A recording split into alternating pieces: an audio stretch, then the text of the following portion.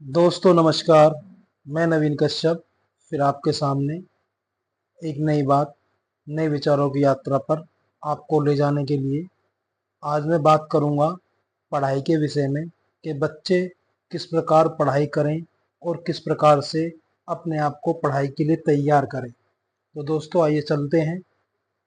बच्चों, कार्य कोई भी हो, कैसा भी हो, क्यों न हो, यदि उसकी शुरुआत ठीक प्रकार से होती है तो वह कार्य न केवल अच्छा होगा बल्कि समय से पूर्ण भी हो जाएगा।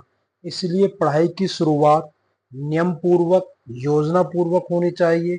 अधिकतर बच्चे ऐसा नहीं वे इसको आवश्यक समझते हैं, परंतु यह एक कटु सत्य है जिसको झुठलाया नहीं जा सकता।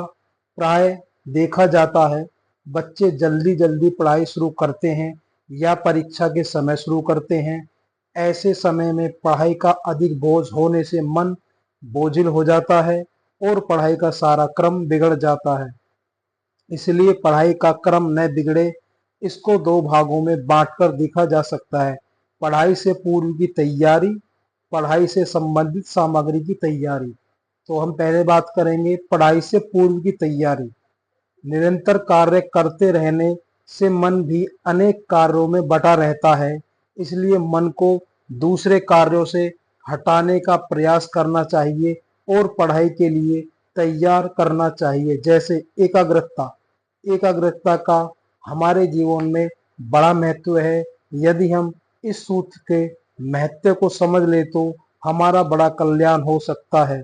हमारे मस्तिष्क की 90% शक्ति अलग अलग स्रोतों से है, वह केवल 5% एनर्जी से हम अपना काम चला पाते हैं, इसलिए हमको सफलता नहीं मिलती। आओ एकाग्रता को समझे, इसका क्या अर्थ है। एकाग्रता दो शब्दों से मिलकर बना है। शब्द एक प्लस अग्रता, एकाग्रता। अर्थ एक प्लस आगे, एक आगे। इसका अर्थ बना है एक के आगे, जिसके आगे एक ही कम है, एक ही बिंदु है, एक ही लक्ष्य है, उसे ही एकाग्रता कहते हैं। बच्चों, तुम समझ गए होंगे कि एकाग्रत किसे कहते हैं।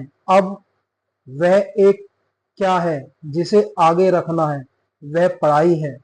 जिससे आप आगे रहेंगे, आप जिधर भी आ जाएंगे उधर ही आपको पढ़ाई की पढ़ाई दिखाई देनी चाहिए।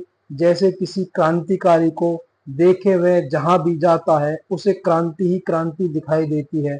सुभाष चंद्र बोस को ही ले, वे देश में रहे या विदेश में रहे, देश की आजादी के विषय में ही सोचते रहे। परंतु क्या एक जगह अपने मन को ठहराए रखना आसान है? नहीं, यह बहुत कठिन है। फिर भी असंभव नहीं है। बहुत से ऐसे लोग हुए हैं जिन्होंने इसको संभव बनाया है। आप भी बना सकते हैं।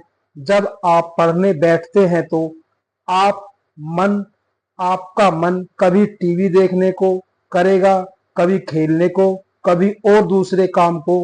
वे सारे काम गौण है, पढ़ाई प्राथमिक है, प्राइमरी है। मन समझाने से एकाग्रत होता है और जो जबरदस्ती करने से नहीं होगा। मन को कहना चाहिए अभी मुझे पढ़ना है, कुछ सीखना है, दूसरे काम करने के लिए बहुत समय है। पढ़ाई का तो यही समय है। बैठ के आंखें बंद करें, किसी विषय को लेकर सोचते रहने से एकाग्रता का अभ्यास होता है। इसलिए विद्यार्थी को इस प्रकार अभ्यास करना चाहिए। अपने अंदर प्रसन्नता को लाइए। तनाव, ईर्षा, द्वेष, मित्र, शत्रु, घर परिवार सबको भूल जाइए। थोड़ा सा कुछ खा सकते हैं तो आपको अच्छा लगे और नुकसानदायक न हो। कुछ लिक्विड जैसा नींबू पानी, बादाम का शरबत या जूस ले सकते हैं। नाक के बाएं द्वार को बंद करके दाएं स्वर से श्वास लें।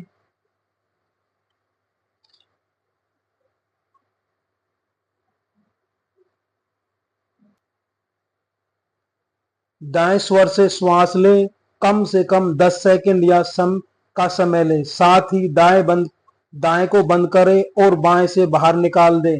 समय 15 सेकंड लें। फिर उसी स्वर को से श्वास लें और दूसरे से निकाल दें। यह दोनों स्वर से एक क्रिया हुई। इसी प्रकार कम से कम 3 बार करें। एकाग्रता में अत्यंत लाभ होगा। पढ़ाई से संबंधित सामग्री। आइए अब हम दूसरे टॉपिक पर बात करते हैं, पढ़ाई से संबंधित सामग्री।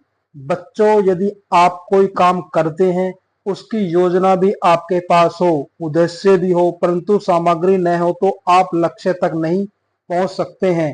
काम करने में आनंद तभी आता है जब सारी सामग्री आपके पास हो। जैसे आप ट्रेन में यात्रा करते हैं, रास्ते में आपको पानी भी चाहिए, खाना भी चाहिए, टॉयलेट जाने के बाद साबुन भी चाहिए।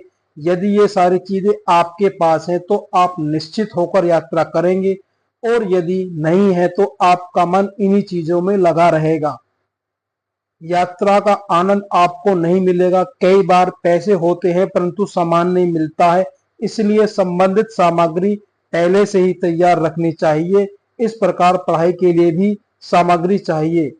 भाषा, जैसे कि भाषा भी एक सामग्री में आती है। बच्चों, आपको अधिकतम परेशानी तब आती है जब आपको भाषा का ज्ञान नहीं होता है। भाषा कोई भी हो, हिंदी हो, संस्कृत हो या इंग्लिश हो, आपका प्रयास होना चाहिए कि भाषा पढ़ते ही आपको समझ में आनी चाहिए। इसके लिए आपको शुरू से सावधान रहना होगा। छोटी छोटी बातों को लिखकर याद रखना होगा। जैसे शब्द, वर्ड। भाषा शब्दों पर आधारित होती है। जितने सुंदर और प्रभाव वाले शब्द होंगे, भाषा उतनी ही सुंदर होगी। इसलिए आपको शब्दों के भंडार की आवश्यकता होती है। जो जितना बड़ा विद्वान है, उसके पास उतने ही अधिक शब्दों का भंडार भी है। इसके लिए आपको एक कठिन शब्द का अर्थ, डिफिकल्ट वर्ड मीनिंग की कॉपी बनानी चाहिए। दिन भर की पढ़ाई में जो शब्द आपको नहीं आते हैं, उन्हें लिख लेना चाहिए। आलस बिल्कुल ना करें, नहीं तो आप एक कमजोर विद्यार्थी बने रह जाएंगे। तब कोई आपकी सहायता नहीं कर सकता है। वाक्य, सेंटेंस। अच्छे अच्छे शब्दों को मिलाकर लिखना या बोलना ही वाक्य कहलाता है। हमारे वाक्य सही बने, इसके लिए ग्रामर की जानकारी होनी आवश्यक है। कर्ता, सब्जेक्ट, क्रिया, वर्ब, कर्म, ऑब्जेक्ट का ज्ञान करते चलें। इसके अभाव में बच्चे पढ़ने में व बोलने में बहुत गलती करते हैं। जैसे वह जाता है, ही गो, यह गलत वाक्य है। ही गोज, यह सही वाक्य है। बच्चे गो और गोज में अंतर नहीं समझ पाते। हम स्कूल जाता हूं, यह गलत वाक्य है। हम स्कूल जाते हैं, यह सही वाक्य है। बच्चों, आपको वाक्य ऐसे बनाने चाहिए जो दूसरों को आकर्षित, अट्रैक्ट कर सके। मुझे भूख लगी है, I am hungry, I want to eat. अधिकतर बच्चे ऐसे वाक्य बनाते हैं जो भाव प्रधान नहीं होते। ऐसे वाक्यों से लोग प्रभावित नहीं होते हैं, और भाव छोड़ने वाले वाक्य बोलें व लिखें। I am feeling appetite. इसके लिए आपको एक कन्वर्सेशन काफी बनानी चाहिए और प्रतिदिन इसमें एक वाक्य अवश्य लिखना चाहिए। इस प्रकार आपके पास बहुत सुंदर सुंदर वाक्य हो जाएंगे। मुहावरा, मुहावरे की भाषा की सुंदरता को बढ़ाते हैं और एक अच्छा अर्थ भी प्रकट करते हैं। इसलिए बच्चों, मुहावरे की भी एक कॉपी बनानी चाहिए। समय समय पर याद करना चाहिए और उसका प्रयोग भी करना चाहिए। सूक्ति, बच्चे, आपको सूक्ति का भी ज्ञान होना चाहिए, क्योंकि निबंध लिखने में आपको लाभ मिलेगा। आचारो परमो धर्म, आचरण ही परम धर्म है। ऐसी अनेक सूक्तियां आपको मिलेंगी। आप इनको अपने पास कॉपी में रखते जाना। आपकी भाषा की सब लोग प्रशंसा करेंगे। सूत्र, फॉर्मूले। अधिकतर बच्चे गणित यानी मैथ में कमजोर होते हैं, क्योंकि उन्हें फॉर्मूले नहीं आते।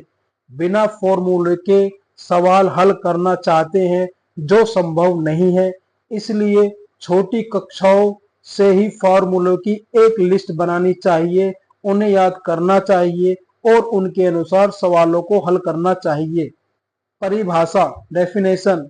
बच्चे पढ़ते समय अनेक परिभाषाएं आती हैं जिन्हें आप महत्वहीन समझकर छोड़ देते हैं। यह गलत है। आपको सभी महत्वपूर्ण परिभाषाएं लिखनी चाहिए, चाहे वे किसी भी विषय की क्यों न हो। एक विषय की सारी परिभाषाएं एक जगह लिखनी चाहिए, बार बार उन्हें दोहराते रहना चाहिए। अभ्यास करते समय या पढ़ते समय आपके सामने रखी होनी चाहिए। इस प्रकार बार बार दोहराने से, प्रयोग में लाने से याद भी होती चली जाएगी। तिथि डेट्स। बच्चों, मुख्य मुख्य तिथि की एक लिस्ट अवश्य बनाएं, जैसे इतिहास में प्रमुख युद्ध, संधि, आक्रमण, कार्यकाल, कवियों व लेखकों की जन्म और मृत्यु की तिथि, ऐतिहासिक पुरुषों की क्रांतियों की जन्म और मृत्यु की तिथियां आदि। तालिका चार्ट। संस्कृत भाषा को पढ़ने के लिए बच्चों तुम्हें कुछ चार्ट बनाने चाहिए। जैसे एक चार्ट धातु रूप का बनाएं जिस पर वर्तमान काल, भूतकाल, भविष्य काल, आज्ञा आगतक चाहिए अर्थ के रूप में लिखें। दूसरा चार्ट शब्द रूप का बनाएं जिसमें अक्रांतक, अक्रांतक, इक्रांतक, उपरांतक आदि शब्द रूप लिखें। जो पढ़ते समय इन दोनों चार्टों को अपने सामने रखें और इनकी सहायता से पुस्तक पढ़ें। बार बार देखने से ये शब्द, रूप और धातु को आपको याद हो जाएंगे, आपको रटने नहीं पड़ेंगे। बहुत ही जल्दी आप संस्कृत भाषा पढ़ सकेंगे और समझ सकेंगे। परिभाषा शब्द टेक्निकल टर्म्स। बच्चों, जब आप पढ़ रहे होते हैं तो आपका सामना बहुत सारे टेक्निकल शब्दों से होता है। आप उन्हें नहीं जानते हो तो आप पढ़ते पढ़ते रुक जाएंगे, और यदि जानते होंगे तो आप न थकेंगे और न ही बीच में छोड़ देंगे। इसलिए इस प्रकार के शब्दों की भी एक लिस्ट अवश्य बनानी चाहिए। सौर, गंगा, आकाश गंगा, रवि, हरि आदि यह आपकी पढ़ाई से संबंधित सामग्री है जो प्रत्येक बच्चे के पास अवश्य होनी चाहिए। तभी आप भाषा समझ सकते हैं और बोल सकते हैं और लिख सकते हैं। तो दोस्तों, मेरे आज की इन विचारों की यात्रा में हम बच्चों को किस प्रकार से पढ़ाई करें, किस प्रकार से तैयारी करें, किस प्रकार से पढ़ाई की सामग्री एकत्रित करें, किस प्रकार से हम भाषा को, शब्द को, वाक्य को, इनको किस प्रकार से व्यवस्थित करें, मुहावरा बनाएं, किस प्रकार से अपनी एक नोटबुक बनाएं जिसमें हम सूत्रों को, फॉर्मूलों को, सूक्तियों को, मुहावरों को लिख सकें और कठिन शब्दों को भी उसमें नोट कर कर अपनी पढ़ाई की तैयारी बच्चे कर सकें। तो आज मेरा इन्हीं विचारों की यात्रा पर आप सभी को, और जो बच्चे पढ़ रहे हैं, पढ़ाई कर रहे हैं, पढ़ाई की तैयारी कर रहे हैं, उनके लिए यही बताना और यही समझाना था कि हम अपने जीवन में अपने बच्चों को किस प्रकार से उन्हें पढ़ाई की तैयारी करनी चाहिए, किस प्रकार से पढ़ना चाहिए और किस प्रकार से उन्हें अपनी एक डायरी, एक डिक्शनरी इस प्रकार बना लेनी चाहिए जिसमें वो शब्द, मुहावरे, सूत्र, परिभाषा, सूक्ति वो लिख सके, कठिन शब्दों को लिख सके, और जब वो पढ़ाई करें और उनके सामने वो कठिन शब्द आए तो वो उस फॉर्मूले को इस्तेमाल करके अपने मैथ में आगे निकल जाए, डेफिनेशन बना ले और आगे बढ़ते हुए चलते चले जाएं, मुहावरे के द्वारा कहावत को आसान करते चले जाएं और अपनी पढ़ाई में आगे बढ़ते चले जाएं, क्लास पास करते चले जाएं और कामयाबी की तरफ बढ़ते चले जाएं। तो आज मैं आपसे यही अपील और यही प्रार्थना करना चाहता हूं, आपसे मैं यही कहना चाहता हूं। दोस्तों, अपने बच्चों को किस प्रकार से पढ़ाई करनी चाहिए, कुछ मेरे इन विचारों को लेकर, कुछ मेरे इन विचारों को सुनकर, कुछ मेरे इन विचारों से सोचकर अपने बच्चों को बताइए, अपने बच्चों को तैयारी कराइए।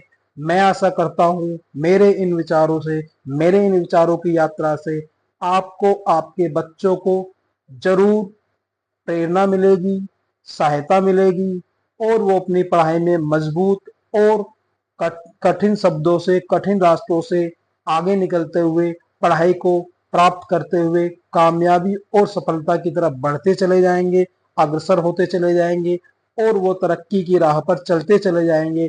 तो आज अपने विचारों की यात्रा को मैं विराम देते हुए आपसे विदा लेना चाहता हूं और फिर मैं आपसे आशा करता हूं आप हमेशा एक सकारात्मक ऊर्जा के साथ बने रहेंगे, सफलता की तरफ चलते रहेंगे और आशावादी सोच के साथ बढ़ते रहेंगे, अपने नजरिए को चलाते रहेंगे, अपने नजरिए की सोच को बढ़ाते रहेंगे और हम किस प्रकार अपने बच्चों को पढ़ाई करवा सके, किस प्रकार हमारे बच्चे पढ़ाई कर सकते हैं, किस प्रकार हमारे बच्चे पढ़ाई में कामयाब हो सकते हैं, ये सब सोच रखकर, ये सब सोचकर इन सभी विचारों के साथ मैं आपसे विदा लेता हूं। मैं नवीन कश्यप आपसे नमस्कार करता हूं और आपका धन्यवाद भी करता हूं। आप अपना सब कीमती समय मेरे इन विचारों को सुनने में, मेरे इन विचारों को समझने में समय देते हैं। इसके लिए आपका बहुत बहुत धन्यवाद। नमस्कार दोस्तों।